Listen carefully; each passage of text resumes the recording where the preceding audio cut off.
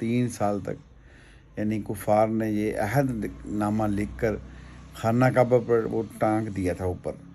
اور لکھ کر رکھ دیا تھا کہ کوئی ان سے نہ کھائے گا، نہ کوئی پیے گا، نہ کوئی اس کو کوئی چیز دے گا،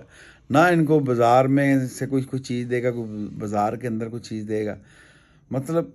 صحابہ کہتے ہیں کہ ہمارے بچے بھوک سے، پیاس سے، اور ابو لہب جو اس وقت اللہ کا بڑا دشمن جو تھا،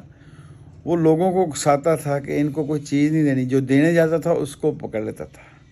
اور سارے ابو جہل بھی ساتھ، حالانکہ یہ حضور کے رشتہ دار تھے۔ بنو ہاشم، بنو